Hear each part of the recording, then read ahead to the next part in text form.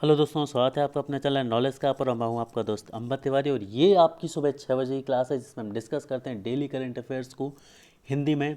और ये current affair आपके सभी एग्जाम्स के पॉइंट ऑफ व्यू से काफ़ी ज़्यादा इंपॉर्टेंट है, चाहे आप यूपीएससी ईपीएफओ की प्रिपरेशन कर रहे हो, यूपीएससी की प्रिपरेशन कर रहे हो, स्टेट पीएससीज की प्रिपरेशन कर रहे हो या किसी बैंकिंग एग्जाम की प्रिपरेशन कर रहे हो। जो करंट अफेयर हम यहाँ पर आपको पढ़ाने वाले हैं डेफिनेटली आपको ऑल राउंड सारे एग्जाम्स में हेल्प करेगा। तो यदि आप हमारे चैनल पर नए हैं तो प्लीज़ चैनल को सब्सक्राइब कर ले, क्योंकि नॉलेज का is the only channel on YouTube जो आपको सारा का सारा कंटेंट कम्प्लीटली फ्री प्रोवाइड करा रहा है, फ्री ऑफ कॉस्ट। तो हमारे दोस्तों, करंट अफेयर के सीरीज़ में हमारा आज का पहला क्वेश्चन आप सभी के सामने ये रहा कि वह राज्य जिसके द्वारा राज्य सीमा पर हर्बल रोड्स प्रोजेक्ट को क्रियान्वित किया जाएगा, मतलब किस राज्य के द्वारा हर्बल रोड्स प्रोजेक्ट को क्रियान्वित किया जाएगा? उत्तर प्रदेश, मध्य प्रदेश, राजस्थान या हरियाणा। ये चार ऑप्शन है। चलिए इसकी डिटेलिंग देखते हैं और साथ ही इसका आंसर भी। तो जो हर्बल रोड्स प्रोजेक्ट है ये उत्तर प्रदेश राज्य सरकार का एक महत्वाकांक्षी वृक्षारोपण प्रोजेक्ट है। इसके तहत राज्य सरकार राज्य में 800 किलोमीटर की राज्य सीमा पर सड़क के दोनों ओर औषधि मूल्य वाले वृक्षारोपण कार्यक्रम को संचालित करेगी। तो ये उत्तर प्रदेश गवर्नमेंट के द्वारा लॉन्च किया गया एक इनिशिएटिव है, काफ़ी ज़्यादा महत्वाकांक्षी इनिशिएटिव है।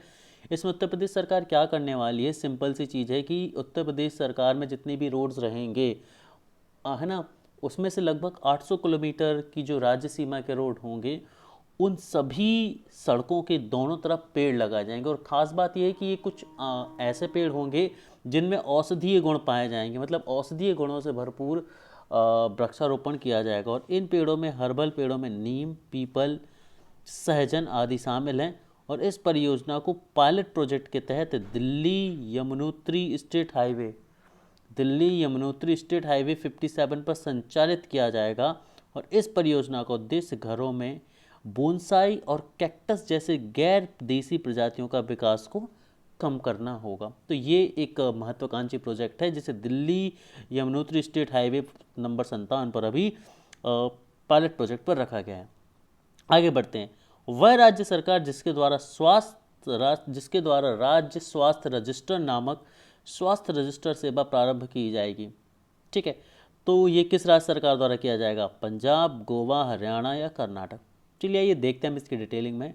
तो 27 मई 2020 को कर्नाटक राज्य सरकार द्वारा अपने सभी नागरिकों के स्वास्थ्य संबंधी जानकारी को एकत्रित करने के लिए राज्य स्वास्थ्य रजिस्टर सेवा को प्रारंभ किया गया। किसके द्वारा? कर्नाटक राज्य सरकार द्वारा नागरिकों की स्वास्थ्य संबंधी जानकारी को इकट्ठा करने के लिए राज्य स्वास्थ्य रजिस्टर सेवा प्रारंभ किया। मतलब यह एक तरह से ऐसी सेवा है जिसमें वो अपने राज्य के समस्त नागरिकों की स्वास्थ्य संबंधी जो जो भी उनकी परेशानियां हैं उनको नोट करके रखेगी, सो दैट उनके पास एक आइडिया हो जाएगा कि भाई हमारे राज्य में किस तरह की बीमारियां जो हैं वो अभी ज़्यादा हैं।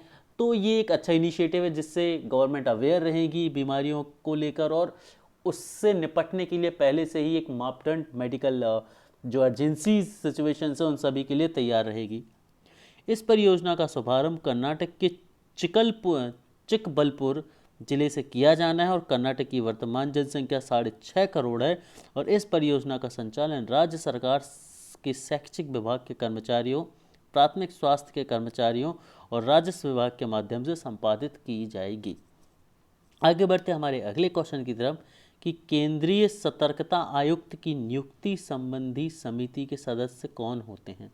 केंद्रीय सतर्कता आयोग जो होता है हमारा, उसमें केंद्रीय सतर्कता आयुक्त होते हैं, है ना। तो इनकी नियुक्ति के लिए जो समिति बनाई जाती है उस समिति के सदस्य कौन कौन होते हैं? प्रधानमंत्री और गृह मंत्री, प्रधानमंत्री और विरोधी दल का नेता, उपयुक्त दोनों या उपयुक्त दोनों में से कोई नहीं। चलिए आइए जरा इसकी डिटेलिंग से हम समझते हैं। तो केंद्रीय सतर्कता आयुक्त की नियुक्ति भारतीय राष्ट्रपति द्वारा प्रधानमंत्री, केंद्रीय गृह मंत्री, लोकसभा के नेता और विपक्ष की संयुक्त सिफारिशों के आधार पर की जाती है।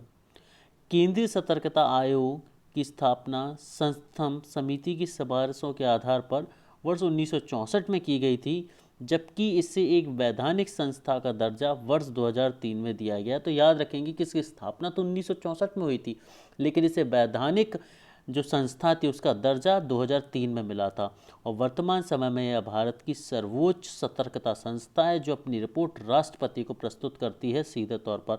और इसमें आयुक्त की नियुक्ति भारतीय राष्ट्रपति, प्रधानमंत्री, केंद्रीय गृह मंत्री, लोकसभा के नेता और विपक्ष की संयुक्त सिफारिशों के आधार पर होती है। अगला क्वेश्चन, स्वतंत्र भारत में कुल कितने बार परिसीमन आयोग का गठन किया जा चुका है? स्वतंत्र भारत में कुल कितने बार परिसीमन आयोग का गठन किया जा चुका है? 5 बार, 6 बार, 7 बार या 8 बार? चलिए ये देखते हैं। तो स्वतंत्र भारत में लगभग 1952 में, 1963 में, 1973 में, 2002 में और 2020 में, मतलब अब तक 5 बार परिसीमन आयोग का जो है वो गठन हो चुका है और परिसीमन आयोग का गठन हो चुका है। और वर्ष 2020 में सर्वोच्च न्यायालय के पूर्व न्यायाधीश रंजन प्रकाश देसाई की अध्यक्षता में परिसीमन आयोग का गठन किया गया और यह परिसीमन आयोग जम्मू और कश्मीर राज्य का परिसीमन कार्य संपादित करेगा। आगे बढ़ते अगले क्वेश्चन की तरफ कि उद्योग संवर्धन और आंतरिक व्यापार विभाग द्वारा किस उद्योग क्षेत्र को विकास हेतु नए विकास परिषद की स्थापना की गई है? लौह उद्योग, साइकिल उद्योग, रबड़ उद्योग या कपड़ा उद्योग? चलिए आइए देखते हैं इसका आंसर। तो केंद्रीय वाणिज्य एवं उद्योग मंत्रालय के उद्योग संवर्धन एवं आंतरिक व्यापार विभाग, department for promotion of industry and internal trade, DPIT के द्वारा साइकिल उद्योग, किसको? साइकिल उद्योग के क्षेत्र में विकास के लिए एक विकास परिषद की स्थापना को मंजूरी दी गई है।